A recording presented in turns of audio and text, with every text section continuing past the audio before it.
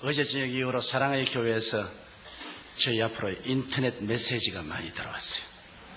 근데 그 인터넷 메시지 중 하나가 우리 오카논 목사님이 조영기 목사님을 청한다 그래서 굉장히 마음에 근심을 했다는 겁니다.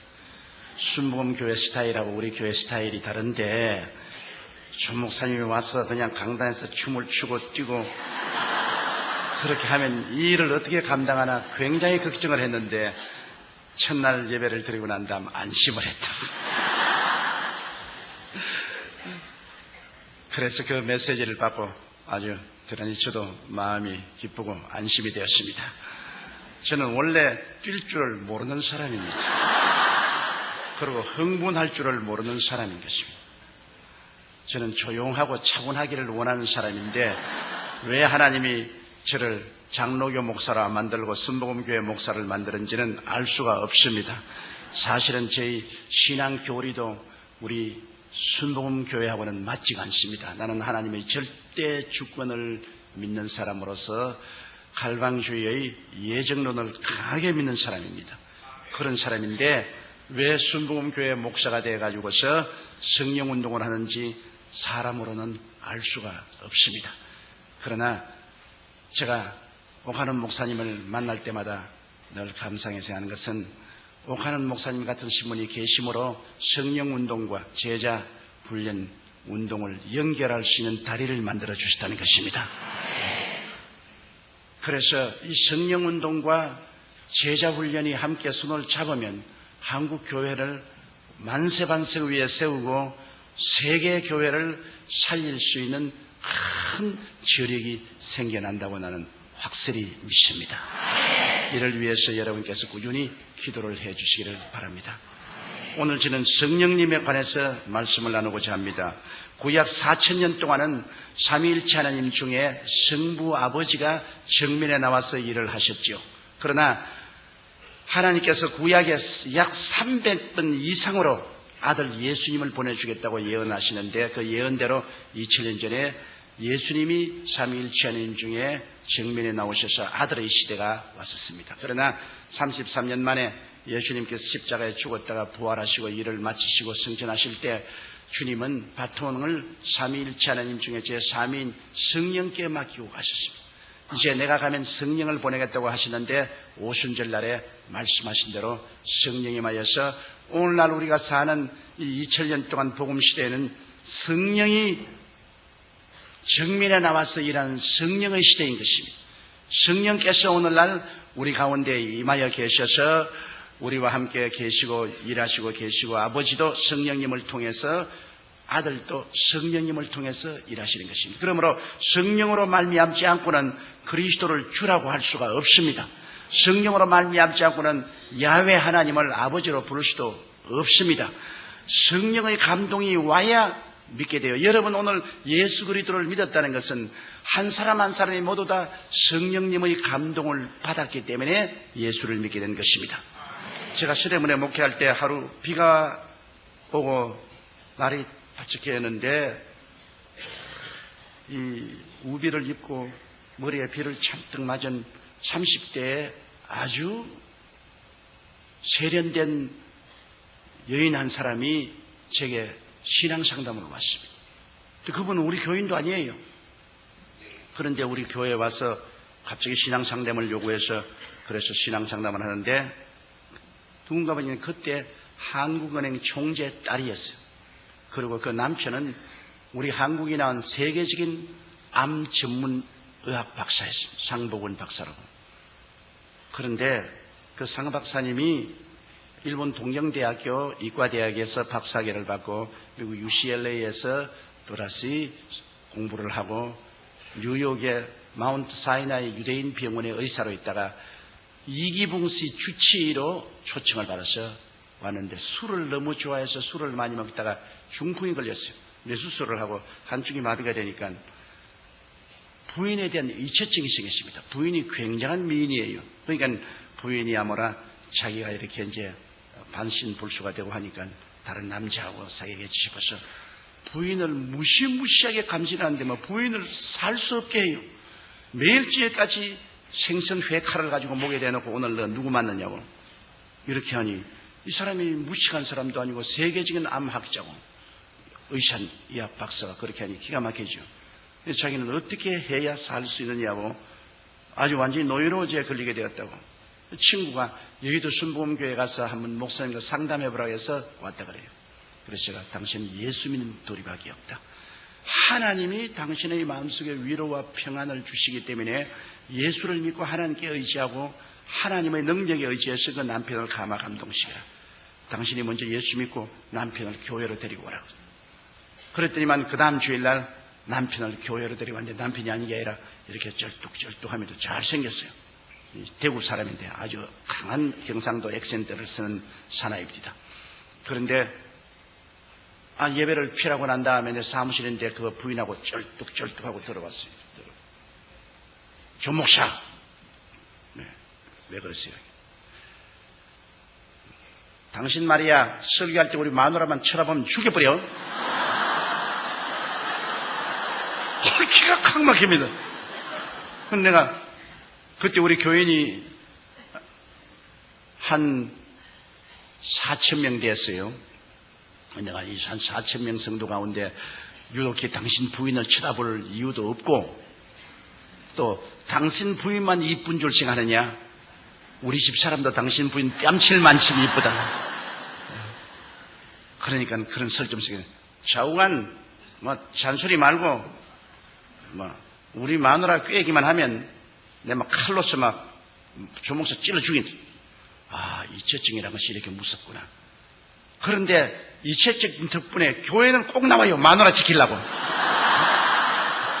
그 부인이 교회 나오면 꼭 따라와서 부인 옆에 딱 앉아가실 부인. 근데 언제나 내 정면에 앉아있기 때문에 내가 설교할 때 이렇게 설교하다가 이렇게 봐야지. 이렇게 보면 또 자기 부인 봤다고 또 야단법석하라니까. 참 주일날 그 사람만 오면은 신경이 쓰이는데 아주 못 견디겠어요. 그런데 꼭 예배를 피하고 나면은 내 사무실에 들어옵니다. 안 들어오면 좋겠는데 꼭 들어와가지고서 하는 말이 자, 내가 멀리서 보니 당신 이마도 번질번질하고 바보같이 안 보이는데 왜 그 완전히 바보 같은 소리 하느냐? 생화학적으로 생각해봐라. 어떻게 처녀가 잉태하여 아들을 낳으며 어떻게 죽은 사람이 무덤에 들어갔다 사흘 만에 다시 부활하느냐. 피가 다 썩었는데 어떻게 부활하냐. 당신 멀리서 보면 상당히 총명도 있어 보이고 이마도 까지고 눈도 빛이 번쩍번쩍 나면서 하는데 그런 바보 같은 소리를 하는 거 보고 내가 너무나 불쌍하다. 어디 직장이 없으면 내가 직장 하나 구해줄까? 왜 그런 거짓말하고서 밥을 먹냐? 그러니 이 사람 무식한 사람도 아니고 세계적인 우리 한국이 난 암학자인데 그래서 내가 당신 참 상박사 불쌍한 사람이요. 당신 고작 그거밖에 모르. 그러니까 자기는 참 불쌍하다. 보기에는 똑똑하게 보이는데 말하는 거 보면 영 바보 같은 말을 한다. 야, 나하고 그렇게 거리가 먼 줄 몰랐어요. 신령한 세계는 전혀 모르니까 내가 하는 말하고 그가 하는 말은 완전히 다른 세계예요. 그래서 나는 관심을 안 기울입니다. 내버려 놓고서 1년 동안 그 사람이 늘 나오면서 늘 제 설교를 비평을 합니다. 바보 같은 말이라든지 사리에 맞지 않다, 비과학적이다, 지식이 없는 무식한 소리다. 그러다 귀뚱으로 들었는데 크리스마스 날 제가 설교를 하는데 앉아서 손수건을 내서 자꾸 눈물을 닦아요.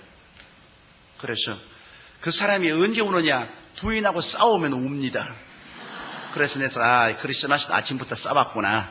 우는 거 보니까 그 자꾸 눈물을 닦더니만 그저 예배를 피하고 난 다음 내 사무실에 또 왔어요. 그래서 장 박사 왜 크리스마스 날 아침부터 부인하고 싸웠느냐? 또 울게 하니까 안 싸웠어. 그럼 왜 울어요? 나 말이야 당신에게 와서 바보 같은 소리 1년 동안 듣다가 스키스프레이니아 정신분열증이 걸렸어. 오늘 아침에 당신이 무슨 동정녀가 아기를 낳고 말이야 그가 하나님 아들이고 그런 소리 하는데 내 머리로서는 전부 바보 같은 소리 같은데 내 마음이 딱 꺼내지더니만 당신 말이 다 믿어지지 않냐. 그러니 이것이 정신분열증의 증거라고. 마음이 뜨거워져서 머리는 안 믿는데 마음은 믿어지는 것은 정신분열증이에요. 그러므로 당신에게 와서 1년 동안 설교 듣고 바보 같은 말 듣다가 내가 정신분열증 걸렸는데 책임져 고쳐! 나보고 고쳐줘! 그래서 잘 걸렸다. 당신 그 정신분열증은 천당 가는 정신분열증이다. 그게 걸려야 천당을 간다. 내가 그 고칠 약을 줄게. 그 무슨 약이냐? 구약과 신약이 있다. 당신이 이제 이 성경을 가지고 가서 구약과 신약을 읽는데 구약은 좀 어려우니까 마태복음 신약부터 읽어라. 이거를 한 번 다 읽고 나오면 내가 기도를 해서 당신 그 병을 고쳐줄게. 또 훌륭한 학자는 단순합니다.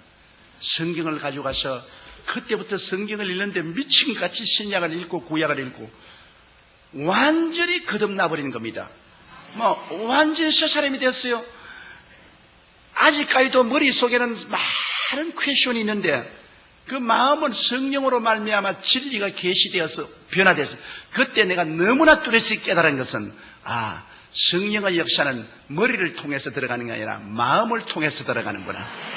지식적으로 변화를 받는 게 아니라 마음에 중생하니까 마음이 달라지고 그 좋은 머리를 가지고 마음이 세속에서 했을 때는 자꾸 그리스도를 반대하더니만 그 다음에 마음이 달라지니까 또 그 좋은 머리를 가지고서 동정녀 탄생을 할 수 있다고 또 증명을 하기 시작하는 겁니다.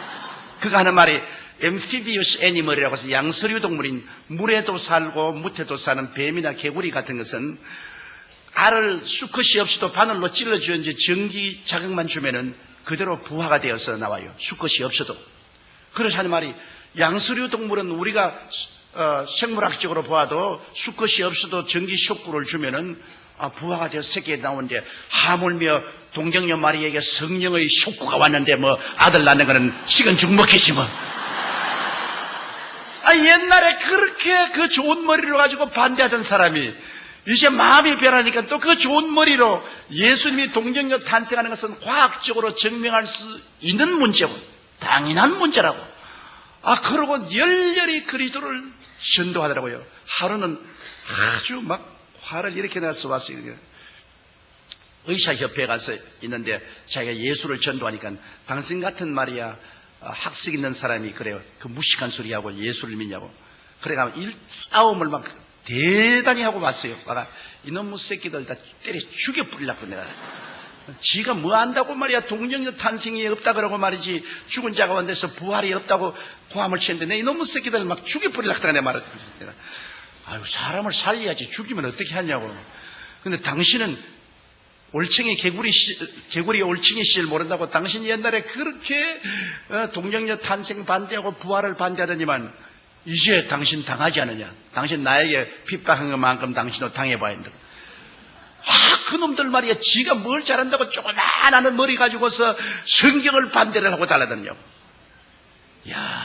하나님의 성령이 와서 마음을 변화시키니까 머리는 마음의 도구에 불과해요. 마음이 예수를 믿게 되면 머리는 다 예수님에 대한 증거를 하는 데 쓰고 마음이 안 믿으면 그 머리 가지고서 전부 반대로만 쓰는 거죠. 그렇기 때문에 성령으로 말미암지 않고는 예수를 주라고 할 수 없는 이유가 거기에 있는 것입니다. 성령의 감동이 오면은 마음이 문이 열리고 녹아지고 하나님의 계시가 임하심으로 예수를 하나님의 아들로 보게 되는 것입니다. 이것은 이성적으로 증명할 문제가 아닙니다. 감각적으로 증명할 문제가 아닙니다. 계시적인 신앙인 것입니다. 성령이 오셔서 우리에게 계시해 주시는 것입니다. 그러므로 예수 믿고 성령 받으면 성령이 예수 그리스도를 구주로 우리에게 증명해 주시는 것입니다. 여러분 예수 믿었기 때문에 다 성령 받은 사람들이에요. 그러나 성령을 받는 것하고 성령 충만하고는 틀립니다. 여러분 성령을 충만하게 받으면 하나님의 성령의 은사가 나타나기 시작하는 것입니다. 성령의 은사는 여러분 성경에 보면 고린도전서 12장에 지혜의 말씀의 연사, 지식의 말씀의 연사, 영분별의 연사, 예언의 연사, 방언의 연사, 방언 통역의 연사, 또 믿음의 연사, 기적의 연사, 병 고치는 연사도 있고 또 여러분 로마서 12장에 보면은 12장 6절로 8절에 섬기는 은사, 가르치는 은사, 구원하는 은사, 구제하는 은사, 다스리는 은사, 긍휼을 베푸는 은사들이 있는데 성령 충만하게 받으면 성령 충만은 여러분과 나를 봉사할 수 있도록 만드는 은사를 주시는 것입니다. 우리가 구원받아서 성령 받은 사람은 그 마음속에 아들의 영으로 성령이 오셔서 여러분 아버지로 부르게 하고 구원받은 자녀로서의 확신을 얻게 하지만은 이제 성령 충만은 봉사하기 위한 능력을 하나님이 주시는 것입니다. 그렇기 때문에 하나님 앞에 은사를 받아서 봉사하려면 성령 충만을 받아야 되는데요. 제가 처음 예수 믿고 구원을 받고 난 다음 다른 사람이 성령 충만 받았다 그러기에 나도 성령 충만 받기 위해서 1년을 기도를 했는데 성령 충만 못 받았어요. 성령 충만 받기 위해서 기도하면 막 우울해서 잠이 들고, 그리고 또 기도하려니까 할 말이 없어요. 한 5분 하고 난 다음엔 뭐 아무 할 말이 없어. 그러니까 아주 답답해요. 그래서 제가 이제 신학교에 들어왔는데, 신학교에 내 동창들, 그 다음에 후배들도 보니까, 뭐, 방언도 하고 막 그래요. 난 뭐, 영 아니라. 그래서 제가, 뭐, 너희들 뭐, 방언한다고 뭐 큰 소리 하느냐? 나는 방언 안 해도 너희들보다 훨씬 낫다. 그런 큰 소리 했는데, 저하고 같이 동역을 하다가 나중에 저희 장모님이 된 최하실 목사님이 제가 동창을 들어왔는데, 내가 20대인데 이제 40이 넘어서 학교를 들어왔어요. 하는데, 그런 보면 늘 참 앞자리에 수업 시간에 앉아가지고서 기도를 하는데 얼굴이 파랗게 아주 성령의 불이 임해가지고서 손을 떨면서 방언을 해요. 방언을. 그런데 내가 부럽기도 하고 밉기도 하고 그래가지고서 무식한 사람들이 그런 쓸데없는 소리 한다고 말이야. 알아듣지도 못한 말 무엇 때문에 하느냐 말이야. 아는 말로 해야지 모르는 말 그런 것 왜 하냐. 그렇게 했는데 토요일마다 우리 신학생들이 바고다공원에 전도를 나갔어요. 제가 학생회장이고 그때 그 최하실 목사님이 전도부장이었는데, 이제 제가 북을 들고 이제 북을 치면서 매 토요일마다 바고다공원에 가서 주 예수의 강림이 부르나니 하고 찬송을 부르고 이제 바고다공원에 할 일 없는 사람 모인 사람이 다 모여오잖아요. 그럼 설교를 하는데, 이 왠지 나는 훨씬 최하실 목사님보다도 조리 있게 서론 본론 결론을 만들어서 설교를 하는데 나만 설교하면 싸우자고 달라들어요. 거기 있는 사람들이 막 주먹을 휘두르고 집어치우라고 감을 치고 나에게 막 고통을 주고 핍박을 주는데, 최하실 목사님은 서론 본론도 없이 두루뭉술이 설교를 하는데도 다 사람들이 알아듣고 박수도 치고 또 가고 나면 더 하라고 하라고. 그런데 가만히 참 이상하다. 나는 최 목사님보다 훨씬, 최하실 집사입니다. 최 집사님보다 훨씬 내가 웅변적이고 논리 정연하고 지식적으로 설교하는데 나보고는 대들고, 최하실 목사님 두루뭉술이 같이 그냥 저런 설교를 하는데 내가 봐도 웃었는데, 그거는 말이에요. 보고서 그냥 박수도 치고 어떠한 사람 와서 안수교를 받겠다고 머리도 내밀고 그러고 더 하라고. 그래서 내가 물었습니다. 그렇게 두루뭉술이하고 설교해도 사람들이 좋아하고 말이에요. 머리도 내밀고 안수도 해달라고 하는데 그거 왜 그러소? 내가 설교 훨씬 잘하는데. 그러니까 조 회장은 성령 충만하지 않지 않아. 나는 성령 충만하고 방언 기도도 하고 그러므로 말미암아 나는 매일같이 기도를 3시간 이상씩 하는데 뭐 학생회장 뭐 하루에 얼마나 기도하나? 한 30분 기도한다. 그 30분 기도해가지고서 가마감등으로는요. 그래 내가 속으로 결심했습니다. 나도 성령 충만 받아야겠다. 나는 예수 믿고 성령 받았지만 이제 봉사하는 능력을 얻기 위해서는 충만 받아야겠다. 그래서 상가산에 이제 성령 충만 받아 기도하려고 내 친구와 같이 이마치 큰 솥방을 하나씩 사가지고서 배고플까 싶어가지고서 그걸 이제 들고서 그 상가산 위에 올라가서 그때는 바위에 그렇게 맑은 물이 흘러내렸습니다. 여름에 양말 벗어놓고 물에 발을 당겨놓고 그러니까 찬송을 부르면서 자꾸 빵을 뜯어먹기 시작했는데 저녁 어두우니까 빵 다 뜯어먹었어요. 그래 우리 둘이가 소식은 빵 다 먹었다. 내일 아침에 배고프면 어떻게 하니? 내려가자. 그 산에서 내려와 버리고 말았어요. 그래 뭐 성령 그래 어떻게 봤습니까? 그래 도저히 안 되겠어. 그 다음에는 토요일 날 결심하라고 빵을 안 가지고 이제는 마음속에 죽기 아니면 살기로 결심을 했습니다. 마음속에. 그런 결단이 있어야 돼요.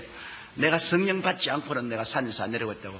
상각산 제일 꼭대기에 올라갔습니다. 못 내려오려고요.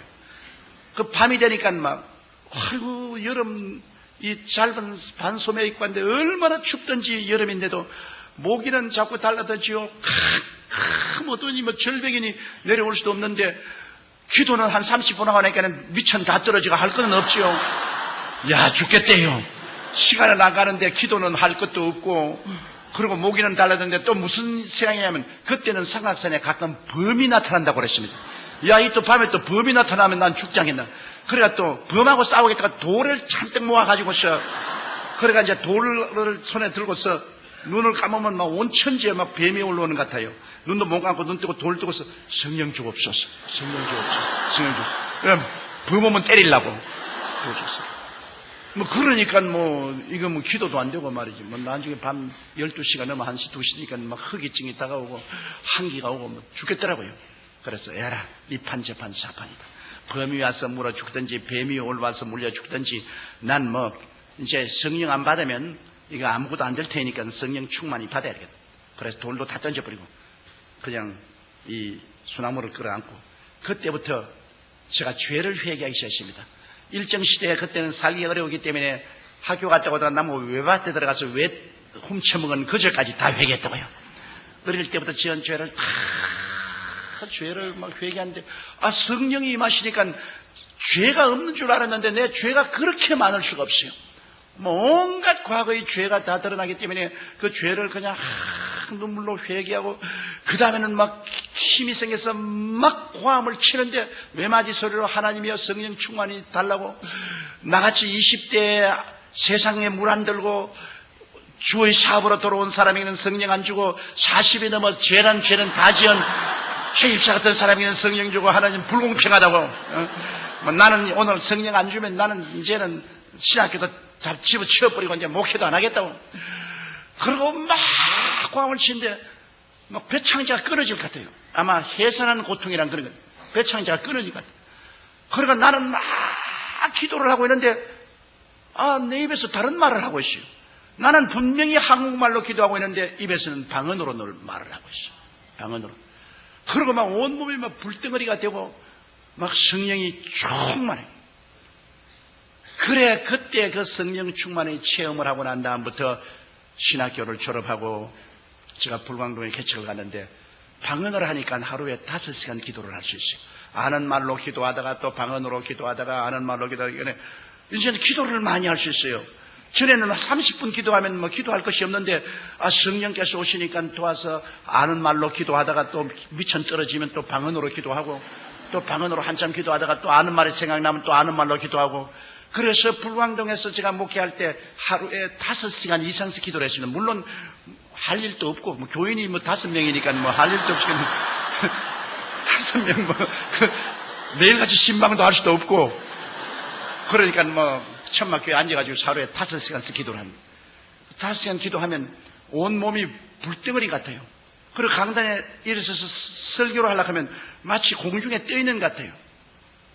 그러니까 그때부터 하나님께서 기사와 이적을 허락해 주시더라고요.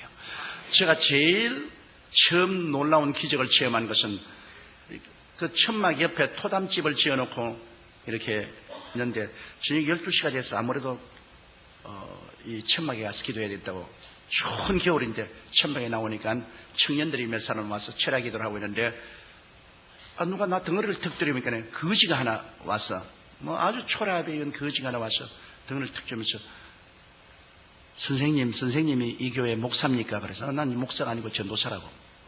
그러니까 나 기도 좀 해주시겠어. 그러니까 안진뱅이에요.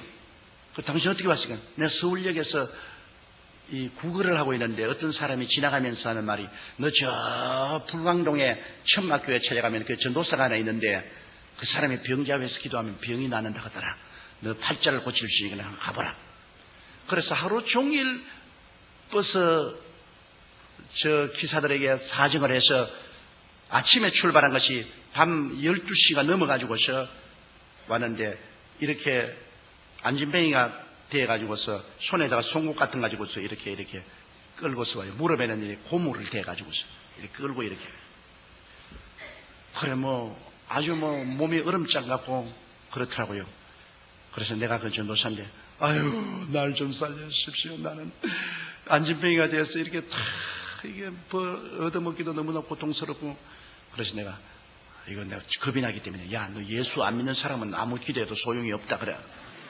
변명하려고 그러니까 믿겠습니다. 그것도 믿겠습니까? 또 할 수 없이 예수께로 인도했어. 인도하고 난 다음에 그 몸에다 손을 얹고 기도하려니까 내 믿음이 하나도 없이 다 날아가 버린 거라. 한 방울도 내 마음에 믿음이 안 들었어. 기도도 안 나와요. 왜냐? 이런 사람이 어떻게 낫노 말이야. 완전히 막 보니까 이 다리가 둘이가 말라가지고서 나무 같아요. 이 지팽이 같아요. 무릎 밑에는 뭐 지팽이 같아요. 근데 나는 그런 거 낫는 것도 못 봤고, 성경에 금과 은은 내게 없어 내게 있는 것으로 내게 주지 나사렛 예수 이름으로 일어나라는 그 말만 내가 기억이 나서 에라 한번 써먹어야 되겠다고. 그래서 아무래도 내 느낌도 없겠어. 탁 일어나가 나를 쳐다보라. 금과 은은 내게 없으나 내게 있는 것으로 내게 주려니 나사렛 예수 이름으로 일어나라. 구자마니까 댕그라고 달려 일어나지. 안 나왔어요. 그러니 베드로와 요한은 되는데 나는 안 된다고. 그런데 베드로와 요한은 내게 있는 것으로 내게 주니까 내게 있는가 보니까 내게 아무것도 없어요. 내게 아무 믿음도 없다고. 그래서 야, 나 안 되겠다. 여기 앉아 있어라. 나 믿음을 좀 얻어야 되겠다. 그래서 내가 앞으로 나가서 흙으로 이렇게 강단을 만들어 놨는데 그 흙 강단에 엎드려가지고 하나님 왜 저런 거를 보내가지고서 나를 이렇게 고통을 줍니까? 나는 못 고칠 줄 주님이 알지 않습니까? 근데 저 불쌍한 놈 저 나를 기대하고 왔는데 저거 나 어떻게 보냅니까? 그러니 주님이 죄를 제 발로 걸어 나가게 하든지 안 그러면 내게 능력을 주셔서 고쳐주든지 어떻게 일을 해줘야지 어떻게 합니까? 그러고 난 다음 막 기도가 안 되기 때문에 방언으로 내가 기도를 몇 시간을 했는지 모르겠어요. 그냥 눈물을 흘리고 그냥 막 부르짖고 기도하는데 갑자기 마음속에 하늘 문이 열리더니 믿음이 뭉게구름같이 오는데 나중에는 내가 어떤 느낌이냐면 내 손가락으로 지구를 이렇게 밀면은 지구가 밀려갈 것 같아요. 그런 마음의 믿음이 들어오더라고요. 그래서 이제 또 거기 갔죠. 그래서 청년들 보고 이렇게 잡아라. 그러고 난 다음에 무릎을 잡고서 아무리 하나님 고쳐달라고 기도해도 안 될 것 같아요. 그래서 에라까지건 막 산수 갑산에 갈지라도 이렇게 해봐야 되겠다. 내가 막 무릎 위에 올라섰어요.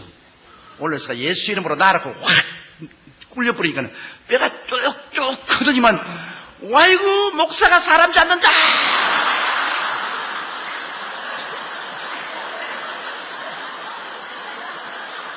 나도 이제 어쩔 도리가 없어요.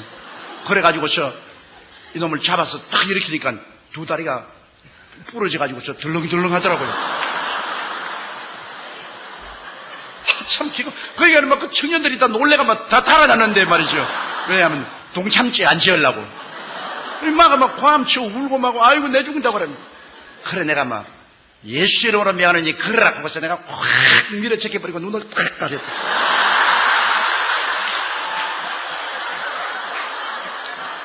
지금은 제가 웃지 그때는 웃을 창편히 못했어.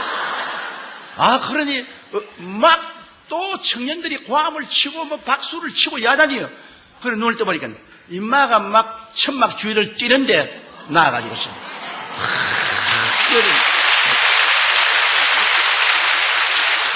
그래서 내 평생에 처음 기적을 보고 이게 꿈인지 생신지 내가 알 수가 없어요. 그래가 이놈이 막 그 이탈부터 동리에 나가가지고서 전도를 하는데요. 여러분 나는 쩔눈발이였는데 저기 전도사님 가서 안수받고 내가 쩔눈발이가 나왔다고 전도를 하고 막 돌아다니니까 내가 아무리 전도해도 안 오던 사람들이 막 천막에 교인들이 꽉 들어찼어요. 그 시골에서는. 그래 이제 전부 다 내가 병 고칠 줄 알고 있으니까 내가 별 도리가 없지요. 그날 설교를 하고 난 다음 그때는 전기가 없어서 이렇게 램프를 이렇게 달았는데 그 램프 불을 밝혀가지고서 여러분 오늘 여러분께서 이 병 나을 줄 알고 왔는데 갑자기 오니까 여러분에게 중한 병자는 못 없을 줄 압니다. 그러므로 감기 들린 사람이나 몸살 앓는 사람 이런 사람 앞으로 나오세요. 그러니까 저 뒤에서 전사님 그래. 왜요? 그러니까 여기 내가 태어날 때 벙어리 된 처녀 둘 데리고 왔는데 그래. 이를 어떻게 감당하는지 진짜 이제 큰일 났어요. 태어날 때부터 벙어리 되고 벙어리 된 걸 갖다가 내가 어떻게 고치냐. 자, 그래도 못한다 할 수는 없고, 에라, 막, 이것도 또 이판 저판이다. 그래, 막 아랫도리가 팍 떨리는데, 속으로 데려와! 근데 하나는 키가 크고 삐쩍 말른 처녀하고 하나는 키가 적고 통통한 둘이를 되는데, 둘이도 왜 왔는지 모르고 두리번 하고 있어요. 그럼 내가, 아유, 어디서 데리고 왔니까, 줄눈바리가 나왔다고 그러고 또 오늘 집회 있다고 그러게 내가 가서 이 귀머거리, 벙어리들이 모여 사는 곳에 가서 둘이를 데리고 왔다 그래요. 내가 막 쥐어받고 싶습니다. 오늘 막 개꾸 머리 아픈 사람이나 강의 들린 사람만 왔으면 그거 무시한데, 그건 나은지 안 나은지 모르잖아요. 그러니까 만수만 해주면 오케이 되는데, 이거는 정말 귀머거리, 벙어리고 이거는 어찌할 도리가 없잖아요. 그럼 모든 사람들이 기대를 하고 쳐다보는데 이제 안 할 수도 없고, 그래가 내가 주님, 내 위치를 한번 바꿔놓고 생각해 봐 주십시오. 주님이 내 자리에 섰더라면 어떻게 했습니까, 주님? 내가 지금 죽을 징해입니다. 이제 이랬다가 이게 안 나는 날이면 천막 걷어치우고 이제 거짓말쟁이가 돼서 이제 쫓겨나가야 될 터인데, 주님께서 어쩐지 살려주시고, 나는 어떻게 기도할지를 모르니까 주님이여 계시를 좀 주십시오. 계시를. 그래도 계시고 뭐고 아무것도 안 보여요. 그냥 주님께서 계시 줄 줄 알고 눈을 딱 감는데 그냥 개똥벌레만 왔다 갔다 하셔서 그냥 아무 계시도 안 보여요. 사람이 답답하면 자기가 마음대로 생각합니다. 내 생각에 귀신 들려 귀머거리 되고 벙어리 되는데, 귀신이 들리는데 빼빼한 애에게는 빼빼한 귀신이 들어가 있을 것이고, 뚱뚱한 애에게는 뚱뚱한 귀신이 들어가 있겠다. 빼빼한 귀신 쫓아내는 게 뚱뚱한 귀신 쫓아내는 것보다 쉽겠다 생각했어. 그래서 너 빼빼한 거 너 나오라. 뚱뚱한 너는 여기 있으니까. 그래 이제 걔에게 이제 귀에다가 내가 손을 얹고 한다. 하나님 아버지, 이 귀머거리를 고쳐주옵소서. 그리고 예수 이름으로 귀먹은 귀신아 나오라. 그렇게 하고 난 다음에도 손가락을 뺄 수가 없어요. 겁이 나가지고. 그러니까 또 좀 기도하고 또 나오라 하고 또 기도하고, 너무 오래 하니까 교인들이 그만 이상하고 보고 있어요. 이제 손을 뺏는 날이면 이제 운명의 시간이 다가오는 거거든요. 그게 하나님의 기적이라는 것은요, 편안한 데서 안 나타나요. 운명의 시간이 다가와야 기적이 나타나는 겁니다. 벼랑에 서서 이것이냐 저것이냐 완전히 막다른 골목이 있어요. 나는 완전히 막다른 골목이에요. 이거는 젖 먹던 힘을 다 내가지고 기도를 하고, 그 다음 손가락을 탁 뽑고, 그것도 용감하게 그냥 싹 돌려 세워가지고서, 그래가지고 내가 이쪽 귀에다가, 이러니까, 돌아봐요. 그런데 저쪽에 또 이렇게 돌아봐요. 그래서 내가 뒤에서, 엄마! 그러니까, 엄마! 이래요. 아빠! 엄마! 하나님! 그래요. 와! 하나님이 응답했구나. 그래, 그 다음부터 내가 그 자리에서 예수 이름으로 승리를 얻었네. 그걸 한 구절을 가르치겠네. 예수 이름으로 따라 하더라고요. 그래, 내가 그 사람, 정말로 귀머거리 벙어리 이야기는 지금 아무것도 못 들었다고. 벼락이 쳐도 모르는데. 그러면 얘가 그 다음 들리니까 막 뛰고 막 손바닥을 치고 그 뚱뚱한 애를 안고 너도 와서 받으라고 막 이러는데, 이제 하나 나왔으니까 두 번째 할 필요가 없어. 그거 하다가 안 되면 안 되니까 내가 교인들에게 보라고, 하나님 살아계신다고, 이 자리에 아픈 사람 다 나오라고. 그러니까 아픈 사람이 다 나오잖아요. 그래 내가 머리를 너도 나가라 가지고 너도 나가라.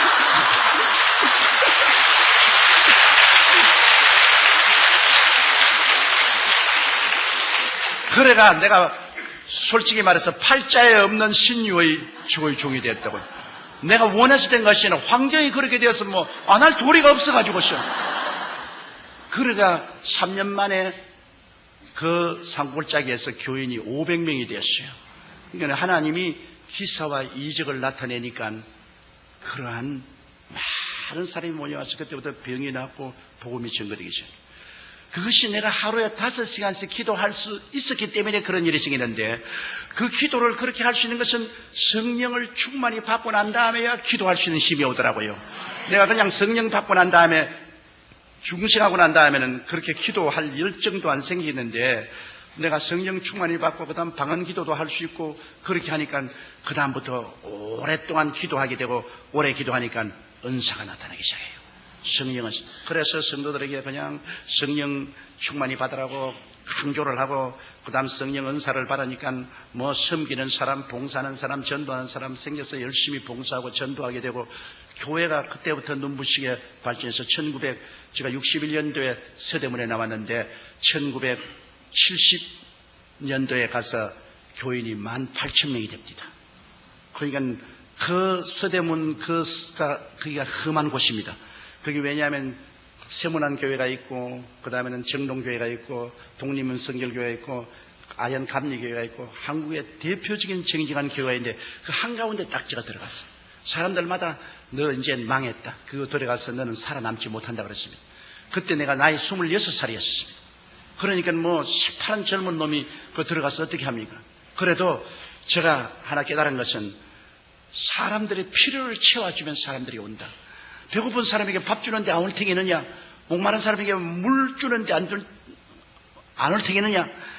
그때 한국은 개발연대라 60년대 전라도와 경상도에서 사람들이 많이 서울로 와서 올 때 갈 데가 없어서 방황하는 그때 교회를 개방해놓고 교회에서 자기도 하고 교회에서 생활하도록 내버려놓고 그 다음에 가난하고 헐벗고 굶주리면 병이 많지 않습니까? 그러므로 병자 위한 기도를 하고 위로와 격려를 해주니까 뭐 교인들이 모여오는데 구름대같이 모여와요. 그래서 오늘날 70만 성도까지 올라오게 된 것입니다. 이러므로 사람들이 와서 괜히 교회를 외형적으로 안 보고 이 굉장한 교회라고 하는데 저는 늘 대답한 것입니다. 이건 내가 한 건 아닙니다. 성령께서 역사하는 것을 나는 곁에 따라다니며 구경만 했지 성령의 역사했지 나는 구경밖에 한 것이 없습니다. 내가 어떻게 합니까? 나는 못해요. 나는 어림도 없어요.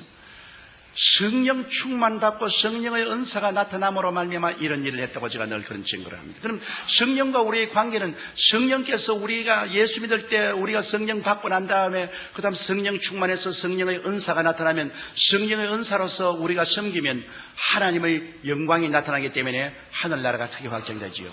예수님께서 말씀하기를 내가 아버지께 구하겠으니 그가 또 다른 보혜사를 너희에게 주사 영원토록 너희와 함께 있게 되는데 여기에 다른 보혜사라는 말이 의미가 깊습니다. 여러분 제자들은 마땅히 말을 했을 거 아닙니까? 예수님 우리 다른 보혜사 필요 없어요. 예수님 우리와 같이 계셔주세요. 그렇게 말할 것인데 예수님께서는 제자들에게 내가 다른 보혜사를 보냈다 할 때 제자들이 그런 질문 안 했습니다. 이 다르다는 말이 헬라어에 두 가지가 있는데요. 알로스라는 말이 있고 헤테로스라는 말이 있습니다. 보혜사라는 것은 파라클레토스인데 알로스 파라클레토스하고 헤테로스 파라클레토스가 있는데 예수님이 말씀하시는 것은 알로스 파라클레토스라는 말을 썼습니다. 알로스라는 말은 똑같은 것 중에 하나입니다. 두 개가 뭐 똑같아요. 같은 모양이고 같은 무게고 뭐 같은 형식이고 똑같은데 둘 중에 하나 다른 거 할 때 알로스라 씁니다. 그런데 헤테로스는 전혀 다른 겁니다. 이 마이크하고 이 강단은 완전히 다르죠. 이거 할 때는 헤테로스라는 말을 씁니다. 그런데 예수님께서 나는 처음 보혜사인데 내가 가면 아버지께 구해서 알로스 파라클레토스를 보낸다. 나와 전혀 같다. 내가 하나님이냐? 그도 하나님이다. 내가 사랑하냐? 그도 사랑한다. 내가 병을 고치느냐? 그도 고친다. 내가 귀신 쫓아내느냐? 그도 쫓아낸다. 내가 하나님 아버지를 나타내느냐? 그도 나타낸다. 전혀 똑같은 것. 그래서 이 알로스 파라클레토스는 성령 오시면 예수 오신 것과 같고 또 예수님 계시면 성령 오신 것과 같고 전혀 같은 것 중에 둘 중에 하나는 그는 알로스라는 말을 씁니다. 그래서 예수님께서 내가 가면 아버지께 구하겠으니 나와 똑같은 다른 보혜사라고 합니다. 그러므로 성령이 오시면 예수님이 하신 일을 꼭 그대로 할 수밖에 없습니다. 여러분 주님께서는 말씀하기를 내가 가면 나를 믿는 자에게는 나보다 더 큰 일도 행하겠다고 했는데 예수님과 알로스로 꼭 같으니까 예수님께서 사역하신 그 사역을 성령께서 그대로 반복을 하시는 것입니다. 그것을 우리가 꼭 알아야 돼요. 그래서 오늘 성령 시대에는 예수님 시대에 하던 일은 다 지나갔다고 생각하면 안 되는 것입니다. 예수님 시대에 구원하던 사역은 오늘날도 계속되고, 예수님 시대에 귀신 쫓아내는 사역도 오늘날 예수 이름으로 그대로 되고, 예수 이름으로 병자를 고치는 사역도 그대로 이루어지고, 예수 이름으로 변화를 가져오는 것도 성령이 그대로 하는 것입니다. 성령 오심은 바로 예수님 오심과 꼭 같은 것입니다. 그런데 여기에 보혜사란 말이 의미가 상당히 깊습니다. 보혜사란 말은 영어로는 컴포터, 위로자라고 말하고 한국은 보혜사라고 하는데 원래는 헬라의 법정에서 사용하는 말인 것입니다. 파라클레토스라고. 그것을 설명하기 위해서 제가 하나의 간단한 예를 하나 만들면, 어떤 큰 부잣집 아들이 있었는데 아버지가 굉장한 부자예요. 그러나 그 아들은 좀 머리가 둔해서 이 행정 능력이 없어요. 그런데 아버지가 세상을 떨면서 그 많은 부동산과 동산을 다 이 아들에게 상속을 주었습니다. 그런데 이 아들이 친구를 사귀었는데 그 친구는 굉장히 머리가 좋고 웅변이고 능력이 많은 친구지만은 가난뱅이에요. 아무것도 없어요. 그런데 그 친구가 이 부잣집 아들에게 와서 뭐라고 말하냐면, 자네가 그렇게 많은 동산도 가지고 부동산도 가지고 있는데 자네 이거 어떻게 다 격리 관리할 줄 모르지 않느냐? 나에게 부동산도 넘겨주고 동산도 다 넘겨주면 내가 너에게 돈 필요할 때 돈 해주고 이거 다 이식을 취하고 재산을 늘려줄 테니까 내게 다 맡겨라. 두려워하지 마라. 내 너하고 같은 친구 아니냐? 그래서 이 사람이 인감도장도 주고 뭐 부동산 등기 서류도 주고 돈도 다 맡겨줬습니다. 얼마 있지 않으니까 이 사람이 자기 온 식구를 다 데리고 술에 싣고서 집으로 돌아왔어. 그 왕하니까, 야 임마 나가. 합법적으로 이 집도 내 집이고 이 땅도 내 땅이고 너희 부동산 동산도 다 내 거다. 네가 내게 넘겨줬지 않느냐? 내가 다 내 거다. 너 나가라. 졸지에 밖으로 쫓겨나가서 거지가 됐습니다. 그러니 이제 어떻게 합니까? 할 수 없어 고소할 수밖에 없죠. 법정에 고소를 해서 재판날에 이제 재판관이 앉아있고 모든 사람들이 그 유명한 재판이니까 구경하러 입추 여지가 왔는데 그 재판관이 원고를 보고 말합니다. 야, 원고, 자네가 이게 집도 그러고 부동산 동산 다 자네 것인데 사기를 당했다 그러는데 자네가 그에 대해서 변명을 해보라. 이 사람이 머리가 둔하고 말도 잘 못하고 사람이 좀 모자라니까 뭐 눈물만 흘리고 말을 못하죠. 그런데 그러면 피고가 말해버려요.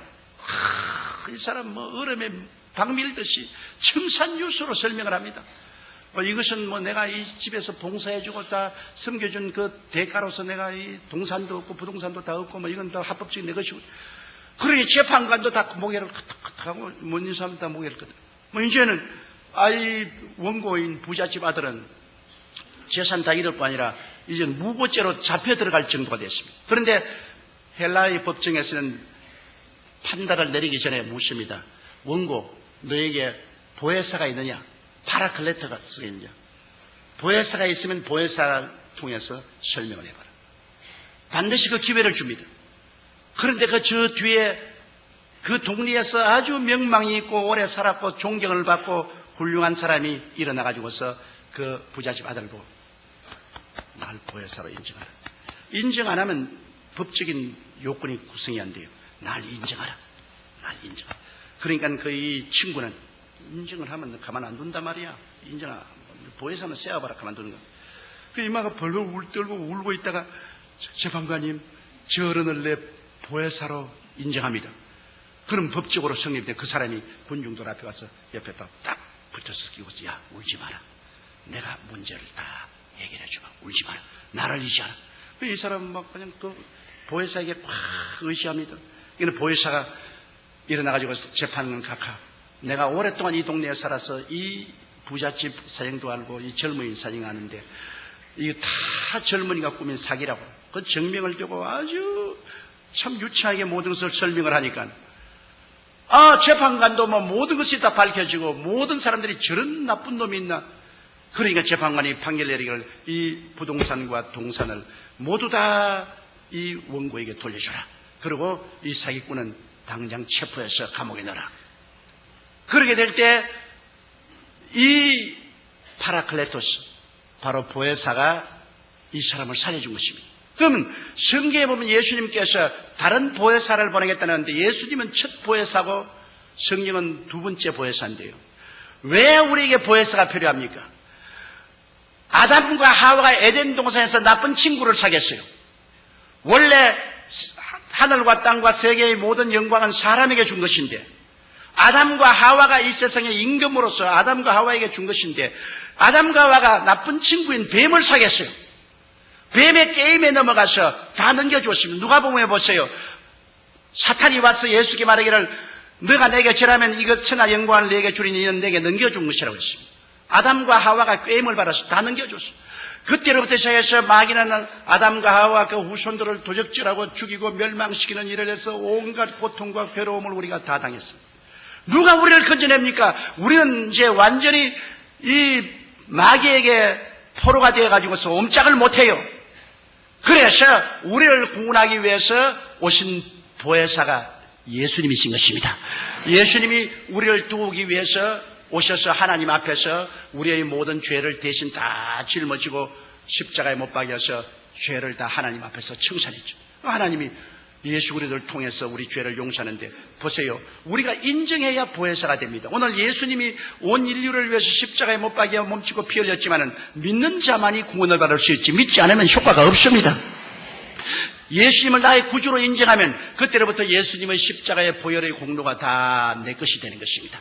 내가 용서와 의와 영광을 얻게 되는 것입니다. 그래서 예수님이 십자가에서 우리를 위해서 하나님 앞에서 잃어버린 것을 도로 다 청산하고 내가 다 이루었다 했을 때 주님께서는 죄를 다 용서하시고 마귀와 세상을 이기시고 질병을 주님께서 청산하시고 저주를 다 주님께서 제하시고 사망과 음부를 이기시고 주님께서 부활하시면서 하는 말이 이제 내가 또 다른 보혜사를 보내겠다. 나와 똑같은 그러나 너를 돕기 위한 보혜사를 보내겠다. 그가 오면은 이제 너를 도와주어서 너를 내가 십자가에 못 박여 피 흘려서 값주고 산 것을 내가 소유하게 만들어주겠다. 그래서 예수님이 가시고 난 다음에 오순절 날에 다른 보혜사 성령이 임하시게 된 것입니다. 그러므로 이 성령께서 이제 임하셔서 성령께서는 우리 주 예수 그리스도의 이룩하신 모든 것을 우리가 취할 수 있도록 하는 것입니다. 사람들은 생각하기를 다른 보혜사 같으면 예수님 그대로 계시지 또 예수님 똑같은 닮은 다른 보혜사를 보낼 리가 어디냐 했는데 예수님은 몸을 가지고 오시기 때문에 동시에 온 세계에 있을 수가 없어요. 예수님은 한 곳에 팔레스타인에 밖에 있을 수가 없어요. 그러나 성령이 오시면 성령은 하기오 푸니우마토스라고 거룩한 바람같이 바람은 어느 곳에나 있지 않아요. 바람처럼 모든 곳에 계시기 때문에 예수님은 한 곳에밖에 없지만 성령은 온 천하에 같이 있습니다. 또 예수님은 모든 사람이 소유할 수 없어요. 예수님 주위에는 큰 군중이 있고 그 다음에는 70인의 제자, 그 다음에 12제자, 그 다음에 베드로와 야고보와 요한 세자. 예수님의 가슴에 머리를 기댄 사람은 요한밖에 없어요.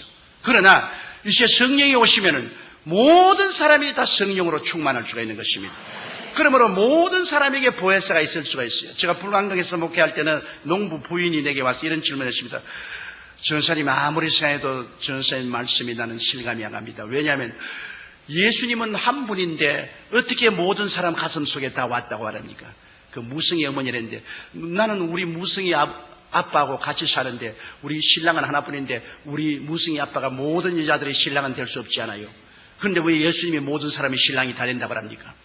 예수님은 한 분뿐인데. 그래서 내가 무성이 엄마 그거 잘 몰라요. 무성이 엄마 집에서 교회까지 올 때 논둑을 걸어서 오지요. 그런데 논에 물이 가득할 때 달밤에 보면은 논에 무엇이 보입니까? 달이 보이죠. 김씨 논에도 달이 있고 박씨 논에도 달이 있고 석씨 논에도 달이 있고 윗동네 우물에도 달이 있고 아랫동네 우물에도 달이 있고 달이 있잖아요. 그래요. 물이 없으면 달이 없는데 물이 있으면 달이 다 그 안에 있잖아요. 성령은 바로 물과 같습니다. 성령을 받으면 성령을 통해서 모든 사람 속에 예수님이 와 계십니다. 맞다. 그 아주머니가 알았어요. 그렇게 말합니다. 이제 성령을 통해서 예수님이 모든 사람 속에 다 와 계실 수가 있는 것입니다. 옛날에는 예수님이 특정인들만 같이 계셨지만은 이제는 성령을 통하여 모든 사람은 같이. 그 성령은 바로 예수 그리스도의 영인 것입니다. 그리스도와 똑같은 알로스 파라클레토스 돕는 자로서 예수님과 똑같은 사역을 같이 하기 때문에 나를 믿는 자는 내가 한 일을 저도 행할 것이요 이보다 더 큰 것도 하리니 내가 아버지께로 감이라. 이제는 오늘날 예수 그리스도 이름을 의지하고 우리가 더 큰 것도 역사할 수가 있는 것입니다. 오직 우리가 믿음이 없기 때문에 두려워하기 때문에 역사하지 못하지만 우리가 믿고 두려워하지 않고 기도하면 하나님의 기사와 이적이 나타날 수가 있는 것입니다. 그런데 이제 이 성령께서 와 계시고 우리가 이 성령님과 같이 이제 살면은 이제는 오늘날 20세기가 되어도 옛날과 꼭 다름없이 예수님은 어제나 오늘이나 영원토록 동일하게 성령을 통해서 우리가 기도할 때 역사하시는구나. 예수님께서는 성령을 통해서 꼭 나타나는구나. 변함이 없구나. 그런 것도 압니다. 아는데 이 성령님은 여러분 그냥 바람이나 물이나 무슨 그런 것이 아니고 인격적인 하나님인 것입니다. 지식과 감정과 의지가 있습니다. 눈에는 안 보이지만 성령은 인격적인 하나님이기 때문에 인격적인 하나님을 알아야 돼요. 제가 서대문에서 목회할 때 1964년도에 성도가 3,000명이 됐는데요. 성도가 3,000명이 되고 난 다음부터는 아무리 해도 교회가 늘지를 않습니다.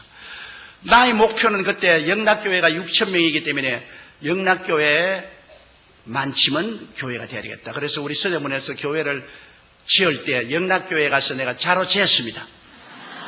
영락교회 앞에서 뒤로 재고 옆으로 재고 그러니까 영락교회 사찰이 왜 이렇게 하냐 해서 나는 우리 한경희 목사님을 존경하고 한 목사님이 하시니 교회와 똑같은 교회를 지으니까 날 보고 당신 참 웃기는 소리 했는데 한 목사님이 어떠한 분인데 당신이 감히 한 목사님과 경쟁하려는 그래서 경쟁을 하라는 것은 아니지만은 옛날 공자도 후생이 가외라고 뒤에 오는 사람이 더 무섭다고.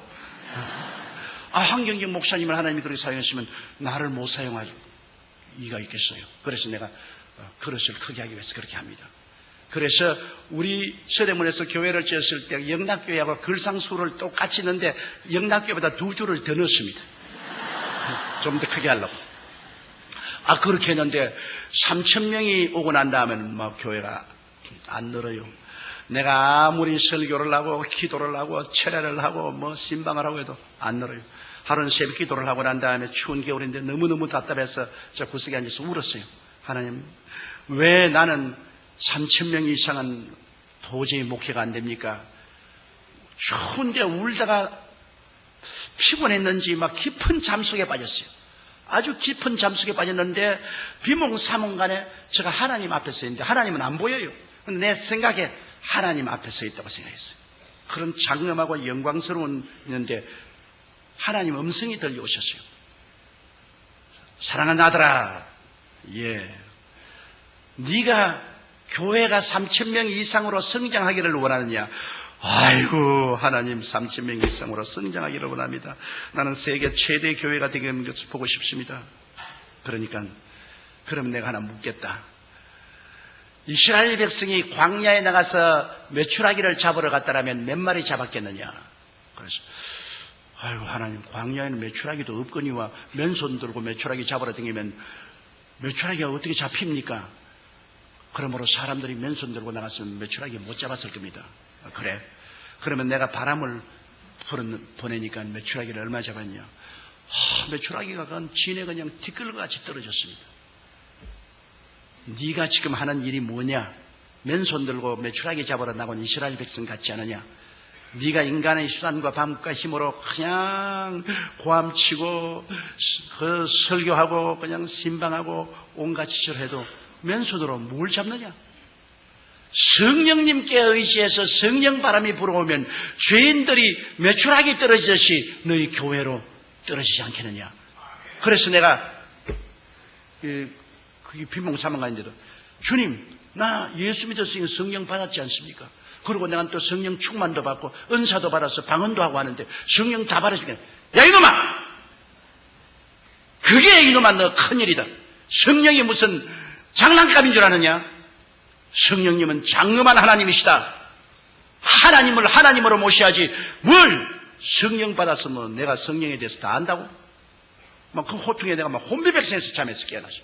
깨어나니까 그 추운 겨울인데 오그리고 너무나 마음에 들어요. 그 길로 제가 사무실에 뛰어가서 하나님이 성령과 교통하라 했는데 교통을 찾아보니까 바로 고린도 후서 13장 13절 14절이 되어 있어요. 하나님의 사랑과 예수 그리스도의 은혜와 성령의 교통, 그걸 갖다가 헬라어로 보니까 코이노니아 투 하기우 푸니오마투스라고 되어 있어요. 거룩한 성령과 코이노니아를, 그리고 코이노니아를 또 사진을 찾아보니까 첫째가 펠로십, 교제고, 둘째가 파트너십, 동업이고, 셋째가 완네스, 일체고, 넷째가 트랜스포테이션, 운송이고, 그런 의미가 있어요. 그래서 내가 그걸 가지고서 주님께 물어볼 거라 기도하겠습니다. 주님 있어요. 나는 여태까지 성령님을 그냥 내가 이용할 수 있는 힘으로 생각했습니다. 성령님을 하나님의 장엄한 인격으로 생각하지 아니하고 내가 이용할 수 있는 힘으로 생각해서 그저 성령 받았다, 성령 충만하다 그런 소리를 했는데 너무나 잘못했습니다. 성령을 슬프게 한 죄를 용서하여 주시옵소서. 그러고 난 다음에 제가 하나님이여, 성령이 인격적인 하나님이면 그러면 이제는 성령 시대에 성령님이 나를 돕는 하나님으로서 나와 같이 계시기 때문에 나의 가정교사와 같지 않습니까? 이러므로 제가 성령님을 인격적으로 모시겠습니다. 그날 물어볼 거리가 성령님을 인정합니다. 환영합니다. 모시드립니다. 오늘부터 의지합니다. 그러고 난 다음에 아침에 일어나면 제가 성령님 오늘 참 좋은 날입니다. 오늘 성령님과 저와 더불어 예수 그리스도의 은혜와 아버지의 사랑을 힘껏 전하게 해 주시옵소서. 그리고 설교를 짓기 전에 성령 보혜사시여 나에게 하나님의 계시를 주어서 진리의 말씀을 깨달아 알게 하여 주시옵소서. 또 설교하러 나가기 전에는 성령님이여 나를 도와서 기름 부어주시고 성령님의 능력으로 설교하게 해 주시옵소서. 그래서 성령님 나갑시다. 강단에서 일어날 때마다 성령님 나갑시다. 또 해외에 가면 성령님 또 외국어도 잘 아니까 나는 이제 Let's go dear Holy Spirit, Let's go. 그러면서 그때부터 성령님과 펠로십 교통을 하기 시작했습니다. 내가 성령님을 인정하고 환영하고 모시드리고 의지했습니다. 늘 매일같이 제가 수십 분 수백 분 말하는 것은 성령님 인정합니다. 환영합니다. 모시드립니다. 의지합니다. 성령님 나와 같이 하여 주시옵소서. 성령님 나를 붙들어 주시면 나는 아무것도 못합니다. 그리고 설교가 난 다음 보혜사 성령님이 기름 부으셔서 우리 주 예수 그리스도의 복음을 전할 수 있게 해주신 것을 감사합니다. 성령의 교통. 그 다음에는 파트너십, 동업입니다. 하나님 사업을 하는데 이제는 성령님이 주수꾼의 주인이 되시고 나의 선배 동업자가 되시고 나는 성령님을 따라가는 후배입니다. 여러분께서 우리 성경에 보면은 사도행전 13장에 바울과 바나바와 여러 사람이 모여서 금식 기도할 때 성령이 말하기를 내가 시키는 일을 위하여 바울과 바나바를 따로 세우라 했지 않습니까? 하나님의 복음 사업은 성령님의 일입니다.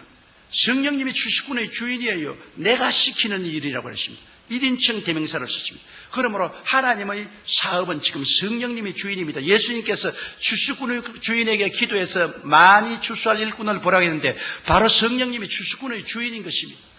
그리고 우리는 일꾼입니다. 주수꾼의 주인 앞에 따라다니는 일꾼이 무슨 큰 소리 하겠습니까?